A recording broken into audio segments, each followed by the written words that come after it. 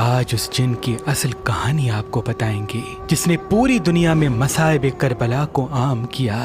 آج جس بھی مجلس میں یا جس بھی نوحے میں جو علی اصغر کے مصائب، علی اکبر کے مصائب، خیام کے اندر بیبیاں کس طرح سے رو رہی تھیں، وہ مصائب، مقتل گاہ میں کیا ہو رہا تھا، کس طرح سے آل رسول قیدی ہوئی، کس طرح سے رہا ہوئی، جو کچھ بھی پڑھا جاتا ہے وہ سب ظافر جن سے منسوب ہے کہ ظافر جن کسی کنویں میں رہنے والا ایک معمولی جن نہ تھا، بلکہ وہ تو اس دنیا کے 7ویں حصے کا مالک تھا۔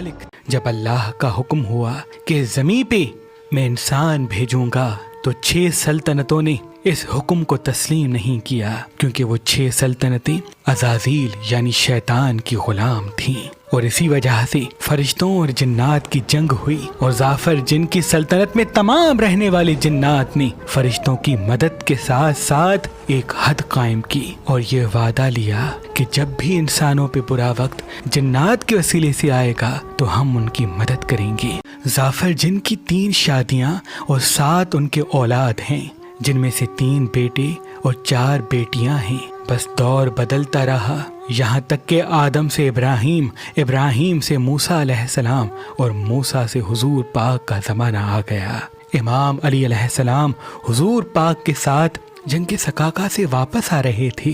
بیر العلم کے میدان میں جب ایک کنویں سے جنات انسانوں کو پانی پینے نہ دے رہے تھے تو امام علی علیہ السلام اس کنویں میں کودتے ہیں اور جنات سے لڑتے ہیں اور ان کو شکست دیتے ہیں۔ وہ کنواں عزازیل کی سلطنت میں آتا تھا، لیکن جیسے ہی ظافر نے یہ محسوس کیا کہ میرا مولا علی جنات سے لڑ رہا ہے تو فوراً اپنے جنات کے ساتھ اس کنویں میں داخل ہوتا ہے اور امام علی کی خدمت میں عرض کرتا ہے، اے میرے مولا، میرے لیے کیا حکم ہے؟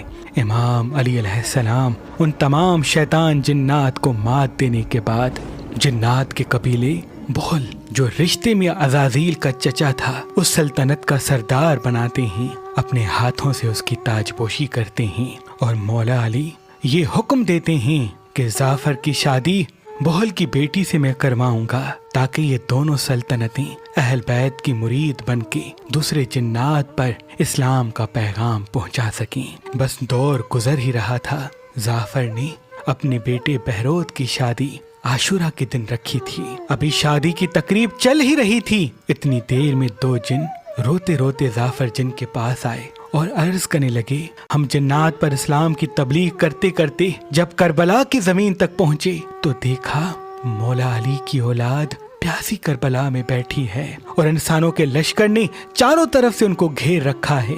ظافر جن نے جیسے ہی مولا حسین کی غربت کو محسوس کیا، اپنی پوری سلطنت کے ساتھ فوراً کربلا پہنچتے ہیں۔ جب کربلا میں ظافر آئے تو وہ 9 محرم کا دن تھا۔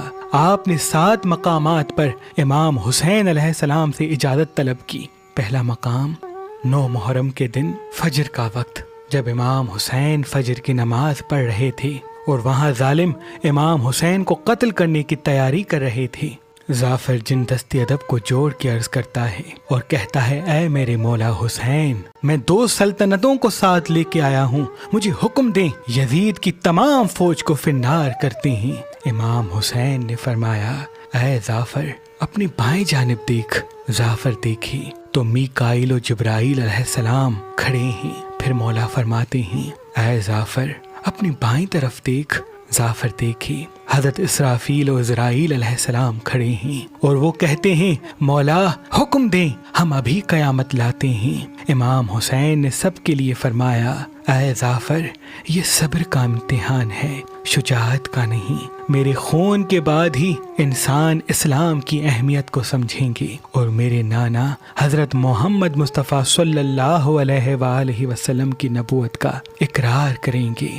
9 محرم کا دن گزرتا ہے، ظافر دیکھتا ہے خیام میں بیبیاں کیسے اپنے بچوں کو 10 محرم کے لیے تیار کر رہی ہیں اور جوان امام حسین پہ قربان ہونے کے لیے کیسے اپنی بہادری کا جوہر دکھا رہے ہیں۔ بس 10 محرم کی رات ظافر جن پھر روتے روتے امام حسین کے پاس آتے ہیں۔ امام حسین ان کو اجازت نہیں دیتے۔ جیسے ہی 10 محرم کا سورج طلوع ہوتا ہے